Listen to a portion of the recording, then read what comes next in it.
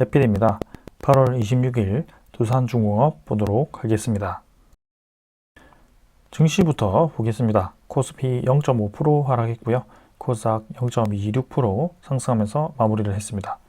중간에 둘 다 상승하면서 시작을 했지만 중간에 하락을 하면서 코스닥은 좀 반등을 했지만 코스피는 계속 하락하면서 마무리를 했습니다.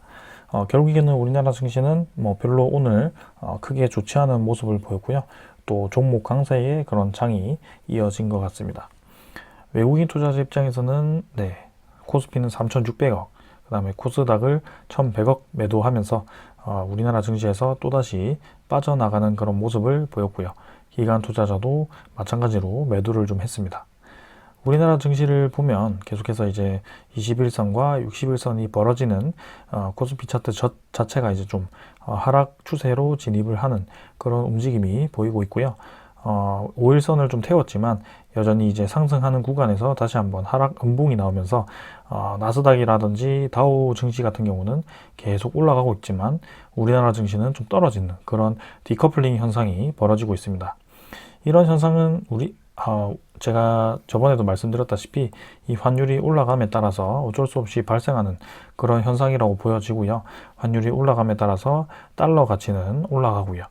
달러는 올라가고 원화는 좀 떨어지는 그런 움직임이 보이고 있습니다. 그래서 원화가 떨어지게 되면 우리나라 증시 가치가 한국 증시 가치가 떨어지기 때문에 그 한국 증시를 매도를 하고 이제 미국 증시로 들어가는, 미국 증시를 사게 되면 달러 가치가 올라가면서 미국 증시를 팔았을 때 달러가 나오게 되죠. 그래서 그 달러를 얻기 위해서 미국 증시를 선제적으로 매수하는 그런 움직임이 지속이 되고 있습니다. 그래서 사실은 이제 미국 증시가 좀 좋아서, 뭔가 미국 경제가 좋아서, 특출나게 좋아서 지금 들어가는 것이 아니고 이런 환차익을 뭔가 얻기 위해서 투자자들이, 특히 외국인 투자자들이 선제적으로 움직이면서 이런 현상이 벌어지는 것이 아닌가라는 생각을 좀 하고 있고요.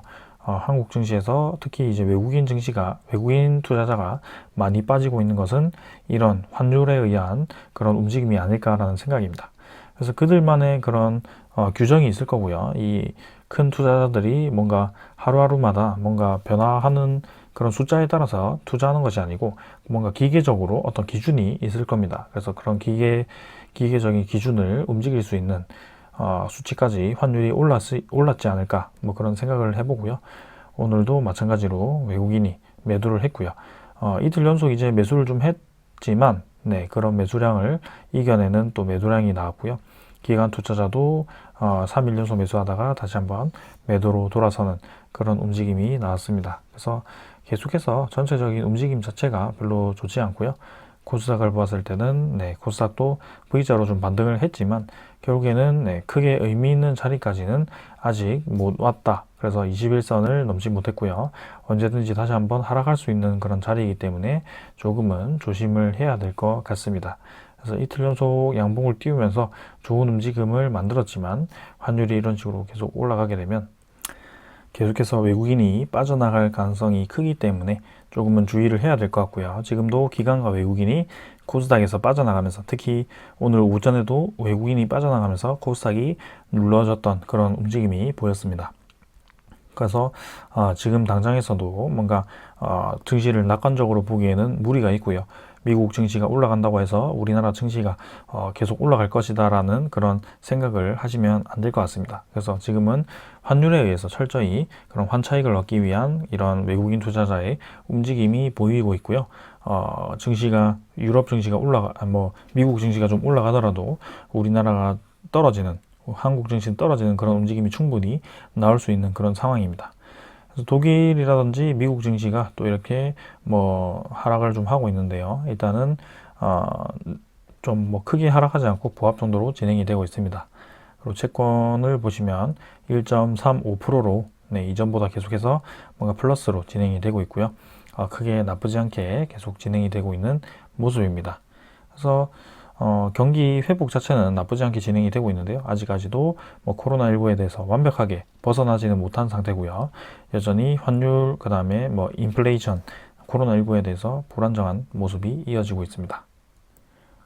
그래서 오늘은 이 정도로 증시 보고요. 종목으로 넘어가도록 하겠습니다. 두산중공업 보겠습니다. 오늘은 750원 하락해서 3.6% 하락을 했고요. 21,100원으로 마무리를 했습니다. 시간의 가격은 추가적으로 더 하락을 했고요. 아쉽게도 2만원 선은 지켰지만 좀 하락이 나왔습니다. 그래서 21선 저항을 맞고 좀 하락이 나왔고요. 전체적인 증시 분위기도 그렇게 좋지는 않았기 때문에 오늘 하락 정도는 뭐 크게 문제는 없다라고 보여집니다. 그래서 어제도 말씀을 드렸지만 여기서 21선을 바로 뚫고 올라가느냐 아니면은 한 번 더 하락을 하면서 이 정도의 바닥을 한 번 더 확인을 하면서 쌍바닥을 다지고 이 상승으로 향하느냐 뭐 그런 움직임이 있다라고 말씀을 드렸습니다. 근데 지금은 두 번째 이 케이스를 택한 것 같고요. 이렇게 된다면 다시 한번 19,300원 정도, 19,400원 정도를 터치할 가능성이 높습니다. 그래서 이번에도 이런 식으로 여기서 쌍바닥을 다질 텐데요. 이 쌍바닥 자리에서 추가적인 더 하락이 나오든지 아니면 이 21선을 추세를 돌리기 위한 그런 상승이 다시 한번 나오든지 뭐 그런 움직임이 진행이 될 겁니다. 그래서 이번 주는 뭐 크게 움직임 없이 뭐 내일 추가적인 더 하락이 나오든지 아니면 여기서 자리를 받치든지 뭐 그런 식으로 진행이 될 거고요. 다음 주쯤이나 다다음 주쯤에 조금은 이제 두산중공업의 앞으로의 향방이 결정이 될 것 같습니다. 웬만하면 이제 121선 지키면서 좀 진행이 되면 좋을 것 같고요. 21선 위로 돌파를 하면서 21선 태우고 좀 위로 뻗어나가는 그런 움직임이 나왔으면 좋겠습니다. 그래서 이제 26,000원대, 특히 이제 3만원까지 피크를 찍고 아주 급하게 떨어졌고요. 여기서 자리를 잡은 지 꽤 되었었는데요. 추가적인 이제 하락이 나오면서 꽤 오래 하락을 했습니다. 그러고 이제 자리를 좀 잡으려고 몇 번 이제 터치를 하는 과정이 나오는데요. 만약에 여기서 이제 자리를 잡는다면 좀 이제 상승할 수 있는 그런 흐름이 나오고요. 기술적인 반등이 나오면서 최소 이제 10% 이상의 그런 반등이 나올 것 같습니다. 그래서 아직까지는 뭐 속단하기는 이르고요. 지금 증시 분위기라든지 이 전체적인 뭐 환율도 좀 상승을 하고 있고 이런 움직임 자체가 뭔가 증시의 긍정적인 분위기로 가지 않고 부정적인 분위기로 가고 있기 때문에 두산중공업을 뭔가 조금 좋게 생각을 하시더라도 조금은 조심스럽게 천천히 분할 매수를 하시는 것을 추천을 드립니다. 그래서 뭐 지금 이 자리가 매수하기 좋다라고 생각이 되지만 조금 매수를 하시더라도 조금 쉬었다가 다시 한번 추가적으로 이 움직임을 보고 난 뒤에 매수를 추가적으로 하셔도 좋을 것 같고요. 만약에 여기서 이렇게 쌍바닥을 다졌다가 추가적으로 더 하락을 할 수 있는 그런 구간이기 때문에 이렇게 하락을 했을 때 만약에 여기서 다 매수를 해버리면 매수를 추가적으로 더 할 수 있는 그런 기회가 없어집니다. 그래서 조금은 천천히 매수를 하시는 것을 추천을 드리고요. 나는 그냥 가겠다. 뭐 나는 화끈하게 가겠다라고 하시는 분들은 그냥 여기서 다 매수하시고 기다리시면 될 것 같습니다. 근데 그 기다리는 기간이 꽤나 길어질 수도 있기 때문에 좀 참을성 있는 분들만 지금 매수를 하시고요. 두산중공업 같은 경우는 워낙 큰 사이클로 움직이기 때문에 지금 제가 이렇게 쉽게 그리긴 하지만 이 과정 자체가 사실은 주봉으로 봤을 때 굉장히 오랜 시간이 걸립니다. 그래서 적어도 이제 2-3달 정도는 지켜봐야 되는 그런 구간이기 때문에 지금도 저점을 찍고 나서 그 2-3달간의 거래 기간이 필요할 수 있습니다. 그래서 조금 천천히 접근하시길 바라고요. 월봉도 마찬가지 워낙 이제 한번 크게 오르고 나서 오래 쉬어가는 그런 종목이다 보니까 지금의 패턴도 충분히 이해가 가는 그런 움직임입니다. 그래서 서서히 이제 저점이 다 와가는 그런 느낌이고요. 이쯤에서 이제 양봉이 좀 나와준다면 월봉에서 양봉이 좀 나와준다면 괜찮은 그림이 나올 것 같은데요. 아직까지는 조금 더 시간이 필요해 보입니다. 투자자 같은 경우는 기관, 외국인 둘 다 매도를 좀 했고요. 특히 이제 기관이 조금 매도를 한 것에 대해서 조금은 아쉽지만 결국에는 뭐 연기금이 어제 많이 매수를 하고 오늘 조금 매도를 했습니다. 근데 연기금은 전체적인 움직임은 플러스로 매수를 하고 있는 상황이고요. 그 다음에 외국인 같은 경우는 3일 연속 많이 매수를 했었기 때문에 지금 이 정도는 괜찮다라고 보여집니다. 그래서 코스피에서 좀 빠져나가고 있긴 하지만 전체적인 이 두산중공업의 매물량에서는 크게 빠져나가고 있지 않은 모습이고요.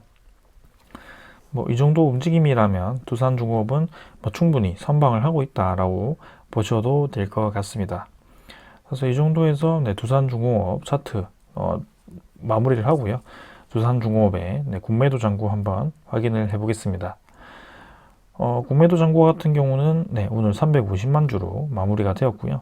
어제에 비해서 조금 늘었습니다. 그래서 감소하는 추세가 조금은 이제 멈추긴 했지만 결국에는 전체적인 움직임 자체는 군매도 잔고가 줄어드는 방향으로 가고 있다라고 말씀드릴 수가 있고요.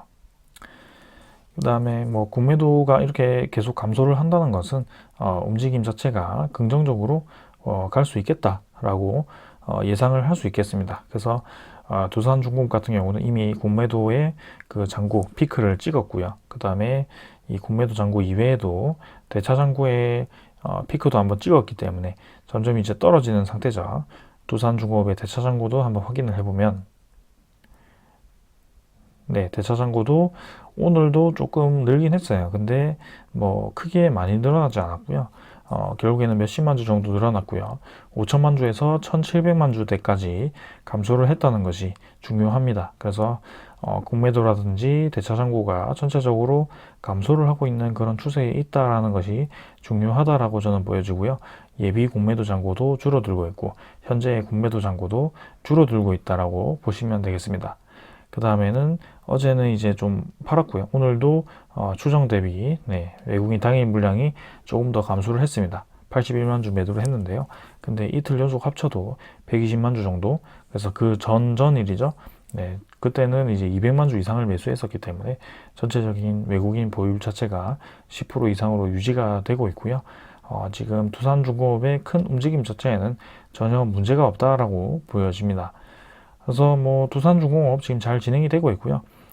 1차 매수를 제가 말씀을 드렸고 요 정도 라인에서 매수를 하시는 것도 괜찮다라고 보여집니다. 그래서 충분히 매수할 수 있는 가격이다.